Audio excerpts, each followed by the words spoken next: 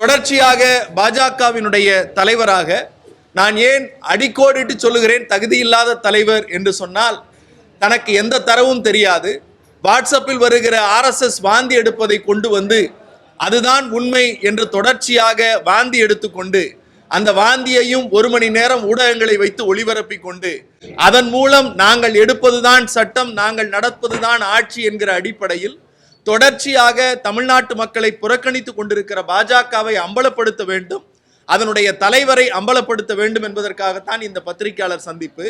நான் முதலில் ஒன்றை சொல்லிவிடுகிறேன்.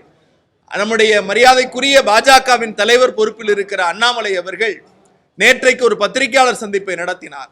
அந்த பத்திரிகையாளர் சந்திப்பில் அவர் தொடர்ச்சியாக ஒரு அரசியல் கட்சியின் தலைவர் பெயரை குறிப்பிட்டு அவர் பள்ளி நடத்துகிறார், இவர் பள்ளி நடத்துகிறார், அல்லது திமுகவின் தலைவர்கள் பள்ளி நடத்துகிறார்கள், இந்த நாட்டில் இப்போது இருக்கிற பிரச்சனை யார் பள்ளி நடத்துகிறார்கள் என்பதா, அல்லது ஒன்றிய அரசு தமிழ்நாட்டிற்கு கொடுக்க வேண்டிய சர்வ சிக்ஷா அபியான் என்கிற திட்டத்தினால் கொடுக்க வேண்டிய சமகிரக சிக்ஷா என்று பெயர் மாற்றம் செய்யப்பட்ட அந்த திட்டத்திற்கு கொடுக்கப்பட்ட வேண்டிய நிதியை தருவதா என்பதுதான் இங்கே பிரச்சனை, அல்லது யார் பள்ளி நடத்துகிறார்கள் என்பது இங்கே பிரச்சனை அல்ல. நமக்கு உள்ள கேள்வி, கொடுக்க வேண்டிய நிதியை ஏன் மத்திய அரசு ஒன்றிய அரசு தர மறுக்கிறது? இன்றைக்கு மாநிலத்தில் கட்சி நடத்தி கொண்டு ஒரு கவுன்சிலர் ஆவதற்கு கூட வக்கற்ற அண்ணாமலை ஏன் தமிழ்நாட்டு மக்களினுடைய பிரதிநிதியாக இருந்து அவர்களுக்கு கிடைக்க வேண்டிய நிதியை அவரால் பெற்றுக் கொடுக்க முடியவில்லை என்பதுதான் நம்முடைய கேள்வி. என்னுடைய கையில இருக்கிற ஆவணம், இந்த ஆவணம் தான் சமகிரக சிக்ஷா அபியான் என்று சொல்லக்கூடிய மத்திய அரசிற்கும் மாநில அரசிற்கும் போடப்பட்ட ஒப்பந்தத்தினுடைய ஆவணம். இந்த ஆவணத்தில் 19/1/2024 மத்திய அரசினுடைய செயலர் பிஸ்வாஸ் ஷா என்பவர் கையெழுத்திடுகிறார். அந்த அடிப்படையில் இந்த 61 பக்க MOUல 9வது பக்கத்தை தமிழ்நாட்டு மக்களுக்கு காட்ட வேண்டிய சூழலில் நாம் இருக்கிறோம்.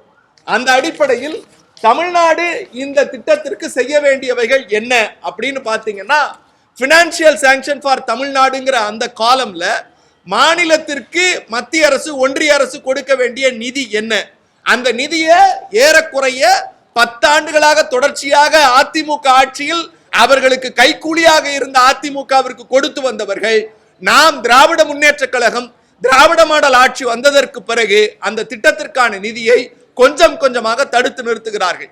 இந்த ஆண்டு நமக்கு கிடைக்க வேண்டிய குவார்டர்லி என்று சொல்லக்கூடிய காலாண்டு நிதியான 2145 கோடி ரூபாயை கேட்டால் மத்திய ஒன்றிய கல்வி அமைச்சர் தர்மேந்திர பிரதான் சொல்லுகிறார், நீங்கள் மும்மொழி கொள்கையையும் புதிய பாடத்திட்டத்தையும், அதாவது நியூ எஜுகேஷன் பாலிசி 2020 ஏத்துக்கிட்டாதான் நாங்க நிதி தருவோம்னு சொல்றார். அப்படிப்பட்ட எந்த கண்டிஷனும் இந்த 61 பக்க ஆவணத்தில் இல்லை. நாம் கையெழுத்திட்டு இருக்கிற, மாநில அரசின் சார்பாக கையெழுத்திடப்பட்டிருக்கிற எந்த ஆவணத்திலும் இந்த திட்டத்தை செயல்படுத்தினால்தான், PMC ஸ்கூலை செயல்படுத்தினால்தான், அல்லது புதிய கல்விக் கொள்கையை நீங்கள் ஏற்றுக்கொண்டால்தான் இந்த நிதி என்பது கிடையாது. இது ஏறக்குறைய நம்முடைய பழங்காலம் தொட்டு இடைநிற்றலுக்கான சாதாரண சாமானிய மக்கள் குழந்தை தொழிலாளராக இருந்து அதன் மூலம் பள்ளியில் இடைநிற்றல் வருகிற போது அந்த மாணவர்களை கண்டெடுத்து அவர்களுடைய கல்வி வளர்ச்சியை கொண்டு வந்து சேர்க்கிற ஒரு மகத்தான திட்டம் இது. காங்கிரஸ் பேரியக்கம் ஆட்சியில் இருந்த போது கொண்டு வந்தது. அதனை முத்தமிழறிஞர் டாக்டர் கலைஞர் வலியுறுத்தினார். அதைத்தான் அனைவருக்கும் கல்வி என்ற அடிப்படை திட்டத்தின் அடிப்படையில் காங்கிரஸ் அரசாங்கம் ஏற்றுக்கொண்டு அதன் மூலம் மத்திய அரசாங்கம் 60% மாநில அரசாங்கம் 40% நிதி கொடுக்கப்படுகிறது. இப்போது எங்களுடைய கேள்வி, நேற்றைக்கு மாண்புமிகு தமிழ்நாட்டினுடைய முதலமைச்சர் திராவிட மாடல் நாயகர் முத்துவேல் கருணாநிதி ஸ்டாலின் அவர்கள் ஒரு கேள்வி வைத்தார். தேசிய பேரிடர் நிதியிலிருந்து ஏன் இந்த ஆண்டு தமிழ்நாட்டிற்கு நிதி கொடுக்கப்படவில்லை? பீகாருக்கு, ஆந்திராவிற்கு, தெலுங்கானாவிற்கு, ஒரிசாவிற்கு போன்ற இடங்களுக்கெல்லாம் கொடுத்திருக்கிற நிதியை ஏன் எங்களுக்கு கொடுக்கவில்லை? அதை போலவே 2 நாட்களுக்கு முன்னால் தேசிய ஒருங்கிணைந்த குழந்தைகள் வளர்ச்சி திட்டத்திற்கு கொடுக்க வேண்டிய ஒன்றிய அரசினுடைய நிதியை எங்களுக்கு தரவில்லை என்று ஒரு மக்களால் தேர்ந்தெடுக்கப்பட்ட இந்திய அரசியலமைப்பு சட்டத்திற்கு உட்பட்ட ஒரு முதலமைச்சர் ஒன்றிய அரசை கேட்கிறார். நாங்கள் கேட்பது ஒன்றுதான், தமிழ்நாட்டு மக்களை பாஜகவிற்கு பிடிக்கவில்லை, தமிழ்நாட்டு மக்களை பாஜகவை தொடர்ச்சியாக புறக்கணிக்கிறார்கள் என்கிற காரணத்தினால் ஒன்றியத்தில் இருக்கிற அவருடைய அதிகாரத்தை பயன்படுத்தி ஒட்டுமொத்த நிதியையும் மடைமாற்றம் செய்து கபலீகரம் செய்து எங்கள் மக்களின் உணர்வுகளை மட்டுமல்ல எங்கள் பள்ளி பிள்ளைகளினுடைய கல்வியில் பாஜக அரசு கை வைக்கிறது. அந்த பாஜக அரசினுடைய பிரதிநிதியாக இங்கே இருக்கக்கூடிய ஒரு அமைச்சர் இருக்கிறார். அதை கடந்து எதுவும் அறியாத தற்குறியாகிய ஒரு பாஜகவினுடைய மாநில தலைவர் இங்கே இருக்கிறார். நேற்றைக்கு பத்திரிகையாளர்கள் ஒரு அற்புதமான ஒரு கேள்வி கேட்டீர்கள்.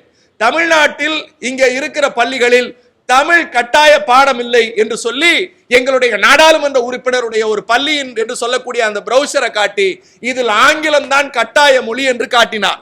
நான் பத்திரிகையாளர்கள் வாயிலாக தமிழ்நாட்டு மக்களுக்கு சொல்லுகிறேன், திராவிட முன்னேற்ற கழகம் என்பது என்றைக்கும் இந்தி திணிப்பிற்கு எதிரி. I am repeating my word. we are against Hindi imposition தானே தவிர இந்திக்கு எதிரி அல்ல. ஆனால் ஒன்றிய பாஜக அரசினுடைய நோக்கம் என்பது ஹிந்தி ஹிந்து ஹிந்துத்துவா என்கிற அடிப்படையில் ஹிந்தியை முதலில் திணித்து சமஸ்கிருதத்தை கொண்டு வருகிற அயோக்கியத்தனத்தையும் எழுத்து வடிவம் கூட இல்லாத ஒரு மொழிக்கு கோடிக்கணக்கான ரூபாயை ஒதுக்கி எங்கள் தாய்மொழியான தமிழ் மொழியை புறக்கணிக்கிற செயலை ஒன்றிய பாஜக அரசு செய்கிறது.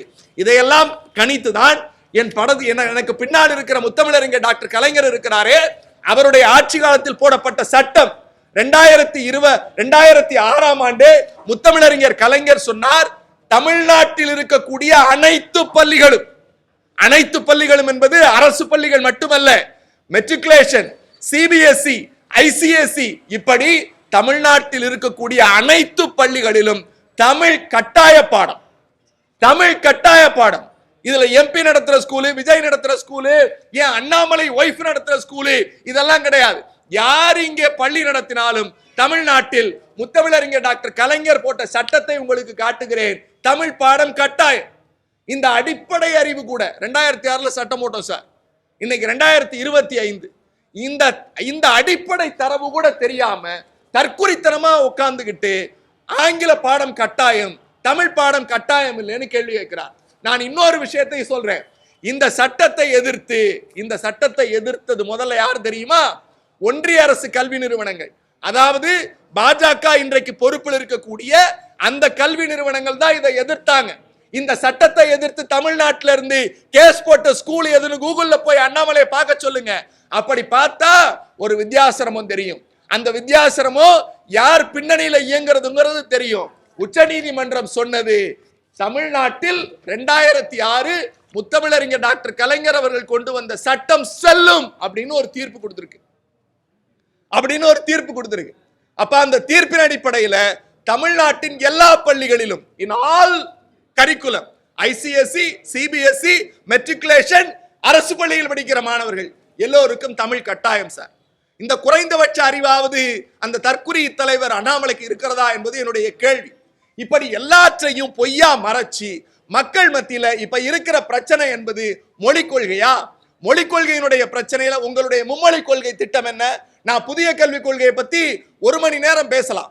புதிய கல்விக் கொள்கையினுடைய அந்த 27வது பக்கத்துல 4வது பாரா 4.13 and 4.14 தெளிவா சொல்லுது. 3 மொழி நடத்தப்படும், 2 மொழி இந்திய மொழி, வேறு நாட்டின் மொழி ஒன்று இருக்கலாம். ஆனால் அந்த எல்லாத்தையும் சொல்லிட்டு டேர்ம்ஸ் அண்ட் கண்டிஷன்ல கடைசியா சமஸ்கிருதம் ஒரு மொழியாக இருக்கும். இதுதான் ஆரிய தந்திரம். இதுதான் பூனைக்குட்டியை வெளியே வருவதற்கான சூழ்ச்சி, நீட்சி. கேட்டா உங்க பிள்ளைங்களா ஹிந்தி படிக்குது, எங்க பிள்ளைங்க ஹிந்தி படிக்கலங்கிறார். நான் அண்ணாமலைக்கு சொல்லுகிறேன், இங்க யாரும் இந்திக்கு எதிரி இல்லை. நாங்கள் தொடர்ச்சியாக சொல்லுகிறோம், சட்டப்பூர்வமாக எங்களுக்கு கிடைக்க வேண்டிய உரிமையை ஒன்றிய பாஜக அரசு தடுக்கிறது. அதை தட்டி கேட்பதற்கு தகுதி இல்லாத இங்கே உட்கார்ந்து கொண்டு இவர்கள் பள்ளி நடத்துகிறார்கள், அவர்கள் பள்ளி நடத்துகிறார்கள் என்று சொல்லுவது மடமைத்தனம், பேடிமைத்தனம். எங்க தலைவரை பார்த்து கெட் அவுட் மோடின்னு சொல்லிப்பாருங்கிறார்.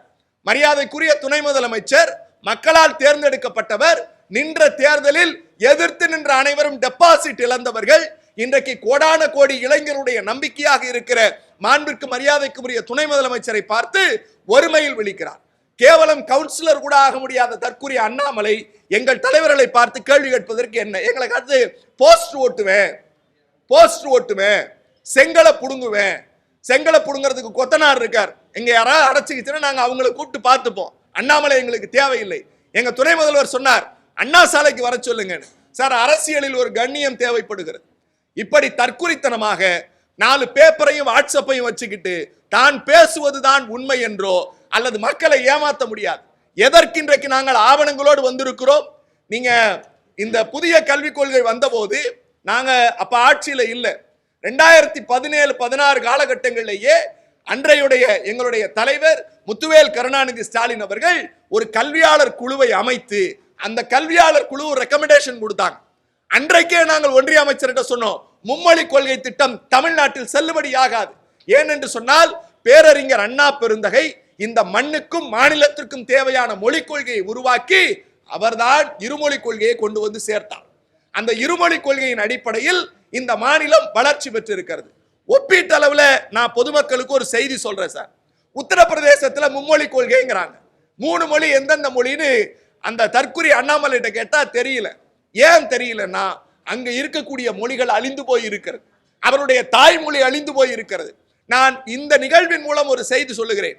ஒன்றிய அமைச்சர், கல்வி ஒன்றிய அமைச்சர் இருக்காரே தர்மேந்திர பிரதான், அவர் ஒரிசாவை சார்ந்தவர். அவருடைய தாய்மொழி ஒரிசா. அந்த தாய்மொழி இன்றைக்கு எங்கே இருக்கிறது? அங்கே இந்திய ஆதிக்கம் தலைவிரித்தாடுகிறது தவிர தாய்மொழி அழிக்கப்பட்டு விட்டது. அதையும் கடந்து ஒரு விஷயம் சொல்லுகிறேன். இவருடைய முழு நோக்கம் சமஸ்கிருதம் கத்துக் கொடுக்கணும், அதன் மூலம் வர்ணாசிரம தர்ம ஆட்சியை கொண்டு வந்து நிலைநிறுத்துவதுதான் இந்த புதிய கல்விக் கொள்கையினுடைய மூலம். இங்க பிரச்சனை புதிய கல்விக் கொள்கையா அல்லது யார் இந்தி படிக்கணும், யார் பிரெஞ்சு படிக்கணும், அல்லது யார் ஜெர்மன் படிக்கணுங்கிறது இல்ல. அண்ணாமலை வீட்டு பிள்ளைகளை பிரெஞ்சு படிக்கட்டும், ஜெர்மன் படிக்கட்டும், என்ன வேணா படிக்கட்டும். நம்முடைய கேள்வி, எங்கள் பிஞ்சு குழந்தைகள் தமிழ்நாட்டில் இருக்கக்கூடிய இந்தியாவின் குடிமக்கள், நான் அடிக்கோடு இருக்கிறேன், தமிழ்நாட்டில் இருக்கக்கூடிய இந்திய குடிமக்கள், ஒன்றிய அமைச்சகத்தின் கீழ் நாங்கள் வாழுகிற குடியுரிமை பெற்றவர்கள் ஏற்கனவே ஒப்பந்தத்தில் கையெழுத்திட்டு விட்டு அந்த ஒப்பந்தத்திற்கான பணத்தை தர வேண்டும் என்று சொன்னால் நீ இந்தி கட்டாயம் படிக்க வேண்டும், மும்மொழி கொள்கையை ஏற்றுக்கொள்ள வேண்டும், புதிய கல்விக் கொள்கையை ஏற்றுக்கொள்ள வேண்டும் என்பது எதேச்சை அதிகாரம். அண்ணா சொல்லுவார், if we want to follow the democracy, the central government also should follow the democracy என்று சொல்லுவார். ஜனநாயகத்தை நாங்கள் பின்பற்ற வேண்டும் என்றால் நீங்களும் பின்பற்ற வேண்டும். அந்த பின்பற்றினால் மட்டும்தான் அது ஜனநாயகம். நீங்கள் சர்வாதிகாரத்தையும் எதேச்சை அதிகாரத்தையும் திட்டங்களின் மூலம் கொண்டு வந்து மோடி சர்க்காரோ அல்லது அவருக்கு இணையாக எடுபடியாக இருக்கிற வேறு யார் இங்கே பேசினாலும் தமிழ்நாடு மற்றொரு இந்திய எதிர்ப்பு போராட்டத்திற்கு தயாராகும். எங்கள் உரிமைகளை நாங்கள் மீட்டெடுக்க வேண்டிய வகையில் மீட்டெடுப்போம்.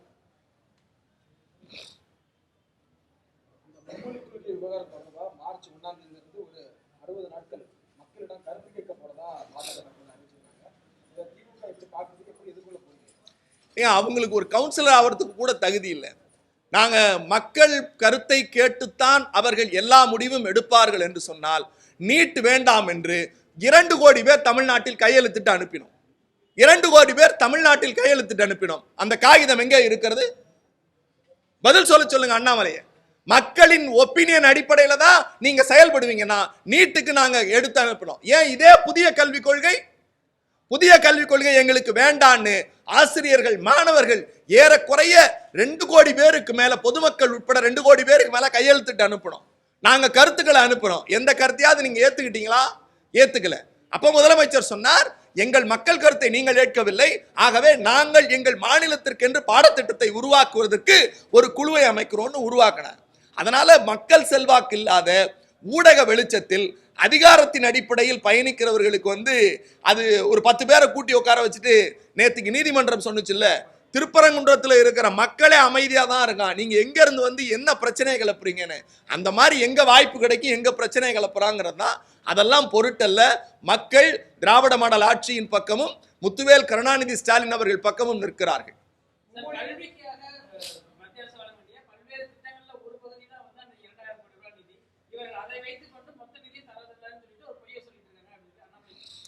சார், நான் இப்போ 3 விஷயத்த சொன்னேன். இன்னைக்கு நடந்த 3 விஷயம். ஒன்று, இந்த கல்வி ஒரு தொகை. அதை போலவே பள்ளிக்கல்வித்துறை அமைச்சர் தொடர்ச்சியா 3 முறை தர்மேந்திர பிரதானை சந்திச்சார். அதற்கு பிறகு எங்களுடைய மக்களவை குழு தலைவர் மரியாதைக்குரிய ஐயா TR பாலு அவர்கள் சந்திச்சார். அதற்கு பிறகு நம்முடைய மரியாதைக்குரிய மாநிலங்களுடைய துணைத் தலைவர் கனிமொழி அவர்களும் போய் அமைச்சரை சந்திச்சார். தொடர்ச்சியா துணை முதலமைச்சரும் இந்த கோரிக்கையை வைத்தார். முதலமைச்சரும் தொடர்ச்சியா கோரிக்கை வைக்கிறார். அப்படி கோரிக்கை வைக்கிற போது அந்த கோரிக்கைக்கான நியாயம் எங்கள் பக்கம் இருக்கிறது. மக்களால் தேர்ந்தெடுக்கப்பட்ட ஒரு ஆட்சி சட்டப்பூர்வமாக எங்களுக்கு வழங்க வேண்டிய பணம், அவங்கள்ட்ட நாங்க பிச்சை கேட்கல, எங்களுக்கு வர வேண்டிய பணத்தை கொடுக்கலங்கிறோம். அதை போலவே தேசிய பேரிடர் மீட்பு நிதி வரல, ஏன் வரல, எதுக்கு வரல? பீகாருக்கு பட்ஜெட் போடுறீங்க, ஆந்திராவுக்கு பட்ஜெட் போடுறீங்க. ஏன்னா உங்க ஆட்சி ஒன்றிய அரசு நிக்கணும்னா இந்த 2 நாற்காலியினுடைய கால்கள் தேவைன்னு அவங்களுக்கு நிதி ஒதுக்குறீங்க. இந்திய ஒன்றியத்தில் அங்கம் தமிழ்நாடு. அதை போலவே 3 நாட்களுக்கு முன்னால் முதலமைச்சர் சொன்னார் தேசிய குழந்தை வளர்ச்சிக்கான நிதியை ஒதுக்கலன்னு. இப்ப தொடர்ச்சியா நாங்க வைக்கிற குற்றச்சாட்டு இருக்குல்ல, ஒன்றிய அரசு அதிகாரத்தின் அடிப்படையில் தமிழ்நாட்டு மக்கள் பாஜகவை புறக்கணிக்கிறார்களுக்காக தொடர்ச்சியா இது எக்ஸாம்பிள் தான். இப்படி நீங்க ஒவ்வொன்றையும் பட்டியலிட்டீங்கன்னா இந்த பத்திரிகையாளர் சந்திப்புக்கு நேரமே பத்தாது.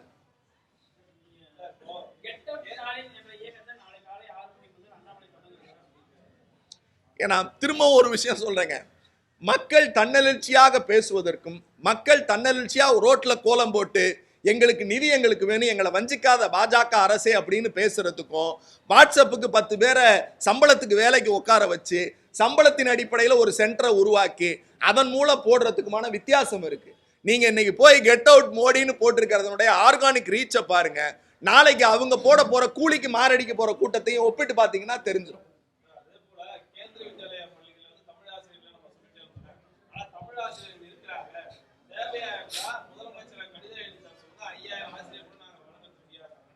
சார் ரொம்ப அற்புதமான கேள்வி சார். கேந்திர வித்யாலயா பள்ளிக்கு தேவைன்னா ஆசிரியரை கொடுப்போம், மாநில அரச கடிதம் எழுத சொல்லுங்க, சவால் விடுறார். மரியாதைக்குரிய அன்பில் மகேஷ் பொய்யாமொழி அவருடைய அரசியல் வரலாறு என்ன, இந்த திராவிட மண்ணுக்காக அந்த குடும்பம் இழந்த இழப்பு என்ன, பாரம்பரியம் என்ன, உனக்கெல்லாம் என்ன தெரியும் வாப்போன்னு பேசுது இந்த தற்குறி. கவுன்சிலரா நிக்கிறது கூட தகுதி இல்லாத ஒரு ஆளு, எல்லா தேர்தலையும் தோத்து ஓடின ஆளு, யாரை பார்த்தும் மரியாதை இல்லாம பொதுவெளிகள்ல ஒருமையில பேசக்கூடிய ஒரு அயக்கத்தனத்தை முதல்ல தடுத்து நிறுத்தணும். அவர் கேட்கிறார், நீங்க கேந்திர வித்யா பள்ளிகள்ல தமிழ் ஆசிரியர்கள் இல்ல அப்படிங்கிற கேள்விக்கு எதுக்கு மாநில அரசு கடிதம் கொடுக்கணும்? முதல் பேசிக் சிம்பிள் கொஸ்டின். அந்த பள்ளியினுடைய முழு கட்டுப்பாடு மத்திய அரசாங்கத்தினுடைய கட்டுப்பாடு, அது மாநில அரசினுடைய பள்ளி கல்வித்துறையின் கீழ் வரல. It is totally under comes to HRD department, உயர்கல்வித்துறையான ஒன்றிய அரசின் கீழ் வருது. அதுக்கு அமைச்சர் தர்மேந்திர பிரதான் அவர் தானே சொல்றாரு தாய்மொழிக்கு முக்கியத்துவம் கொடுப்போம்னு.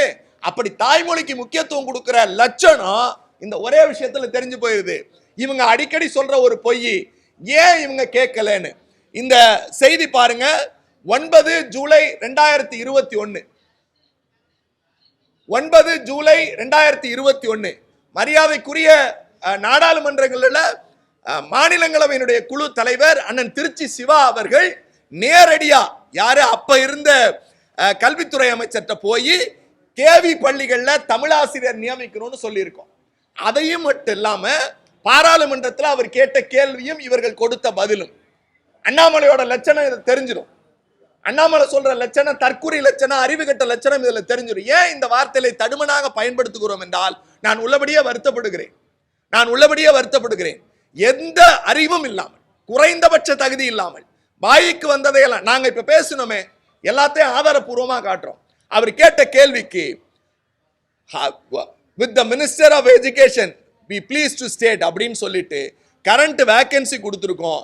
இந்த பள்ளிகள்ல whether the ministry has mechanism to appoint Tamil language teachers in Kendra Vidyalaya of Tamil Nadu, if so the expected timeline of the appointment. இது யார் கேட்டிருக்கிறது? திமுகவினுடைய மாநிலங்களவை குழு தலைவர் மரியாதைக்குரிய நாடாளுமன்ற உறுப்பினர் திருச்சி சிவா நாடாளுமன்றத்தில் கேட்ட கேள்வி. இதுக்கு அவரு அமைச்சர் என்ன சொல்றாரு? கேந்திர Vidyalaya has informed that in the point of local language teachers are not sanctioned. அண்ணாமலைக்கு இது தெரியுமா? அண்ணாமலைக்கு இந்த பதில் தெரியுமா? இது நாடாளுமன்றத்தில் சொன்ன பதில். நான் வாட்ஸ்அப் வாந்தி எடுக்கல, நான் வாட்ஸ்அப் வாந்தியோ RSS கொடுக்கிற வளரலையோ நான் பேசல. இதுல நாடாளுமன்றத்தில் 5/8/2021 கொஸ்டின் நம்பர் 1968 ராஜ்யசபாவினுடைய சீலோட நான் ஆவணம் காட்டுறேன் சார். நாங்க கடிதம் எழுதணுமா, இவர் தூக்கி கொண்டு போய் கொடுத்து அடுத்த நாள் டீச்சர் அப்பாயின்ட் பண்ணுவாராம். நாடாளுமன்றத்தில் இவங்க மொழிக் கொள்கை என்ன சொல்றாங்க, தமிழ்நாட்டுக்கு தமிழ் டீச்சர் அப்பாயின்ட் பண்ண முடியாது, we can't sanction. இது ஒன்றிய அரசின் மொழி சார். இவங்க தான் சொல்றாங்க நாங்க தமிழை வளர்க்க போகிறோம் அப்படின்னு. இதெல்லாம் ஏமாற்றுத்தனம், அயோக்கியத்தனம்.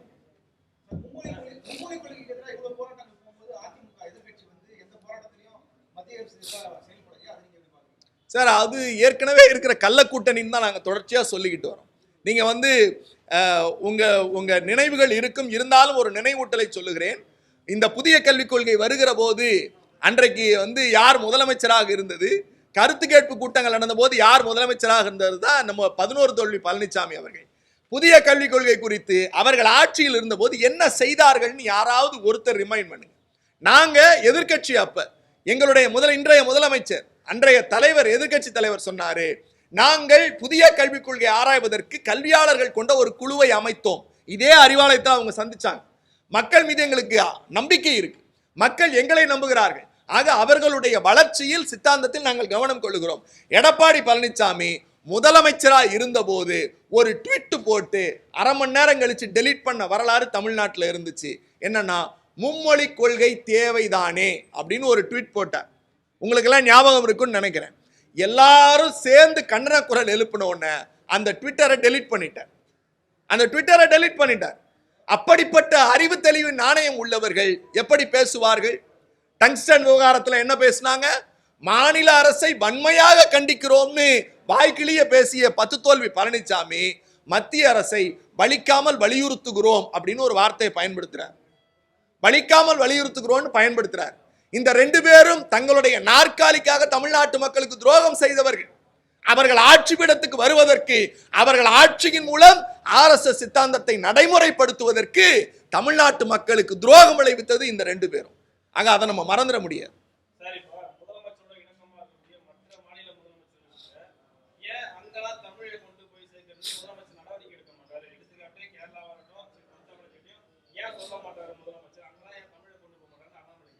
சார் நான் திரும்பவும் சொல்றேன்ல, அண்ணாமலைக்கு கேள்வி கேட்கிற எந்த தகுதியும் இல்லை. ஏன் தகுதி இல்லைன்னா, எந்த விதமான தரவுகளும் இல்லாமல் அவர் பேசுகிறார். நான் ஒரு செய்தி சொல்றேன், எந்த பத்திரிகையும் படிக்கிறது இல்லை. டெல்லிக்கு முதலமைச்சர் போனார் சார். அங்க தமிழ் வழியில் நடத்தக்கூடிய பிள்ளைகளுக்கும் பள்ளிகளுக்கும் புத்தகங்கள் தேவைன்னு கேட்டாங்க. கேட்ட உடனேயே முதலமைச்சர் அவருடைய சார்பாக பள்ளிக்கல்வித்துறை அமைச்சரை டெல்லிக்கு அனுப்பி முதலமைச்சரை சந்திச்சு அங்க தேவையான விடயங்களை செஞ்சு கொடுத்து பள்ளிக்கு தேவையான புத்தகங்களை கொடுத்தார். 1. 2வது, மும்பை மகாராஷ்டிராவுக்கு போனார். மகாராஷ்டிராவில் இருக்கக்கூடிய தமிழ் படிக்கிற பிள்ளைகளுக்கு இன்ஃப்ராஸ்ட்ரக்சர் வசதி இல்லைன்னு முதலமைச்சர் சொன்னாங்க. சொன்ன உடனேயே பள்ளிக்கல்வித்துறை அமைச்சர் அங்க அனுப்பி கூட செயலாளர் போய் தமிழ் படிப்பதற்கான வாய்ப்புகளை ஏற்படுத்தி கொடுத்தார். உங்களுக்கு இன்னும் லேட்டஸ்டா ஒரு விஷயம் சொல்றேன். இப்போது எதிர்கட்சி சட்டமன்ற உறுப்பினராக இல்லாமல் தோற்று போயிருக்கிற மரியாதைக்குரிய நம்முடைய நடிகை ரோஜா இருக்காங்க இல்லையா, திரைப்பட நடிகை ரோஜா, அவங்க போன ஆண்டு கல்வி அமைச்சர் அந்த அமைச்சரா இருந்தாங்க, அந்த ஏதோ ஒரு துறையினுடைய அமைச்சர். அப்ப சென்னைக்கு ஒரு பேட்டிகளை சொன்னாங்க, எங்களுக்கு தமிழ் புத்தகம் கிடைக்கல எங்க மாநிலத்தில் அப்படின்னு. ஒண்ணு முதலமைச்சர் 24 மணி நேரத்தில் அவர்களுக்கு தேவையான தமிழ் பாட புத்தகங்களை அனுப்பினார். இப்படி எங்களுக்கு எந்த மாநிலம் கோரிக்கை வைக்கிறதோ, எந்த மாநிலங்களெல்லாம் தமிழ் பள்ளி இருக்கிறதோ அங்கேயெல்லாம் சிறமேற்கொண்டு செய்கிறார். அதை விட இன்னொரு செய்தி சொல்றேன், உலக பல்கலைக்கழகங்களில் சார் இவ்வளவு பேர் 10 வருஷம் அதிமுக இருந்துச்சு சார். உலக பல்கலைக்கழகங்கள் அப்போதும் இருந்தது, அப்போதும் கோரிக்கை வந்தது. எடப்பாடி பழனிசாமி ஆட்சியில் ஏதாவது பண்ணாங்களா? ஆனால் தமிழ் வளர்ச்சிக்காக, தமிழ் இனத்தினுடைய பெருமையை மாண்பை நிரூபிப்பதற்கு முத்துவேல் கருணாநிதி ஸ்டாலின் என்கிற திராவிட பெருஞ்சமூகத்தினுடைய தலைவர் பல கோடிகளை கொண்டு போய் உலக பல்கலைக்கழகங்களுக்கு கொடுத்தார். அது மட்டுமல்ல, திமுகவின் சார்பாக நான் உட்கார்ந்து இருக்கிற அண்ணா அறிவாலயம் இருக்கிறதே, இந்த அண்ணா அறிவாலயத்தின் நிதியிலிருந்து தமிழ் வளர்ச்சிக்கு நிதி கொடுத்த இயக்கம் சார் எங்க இயக்கம்.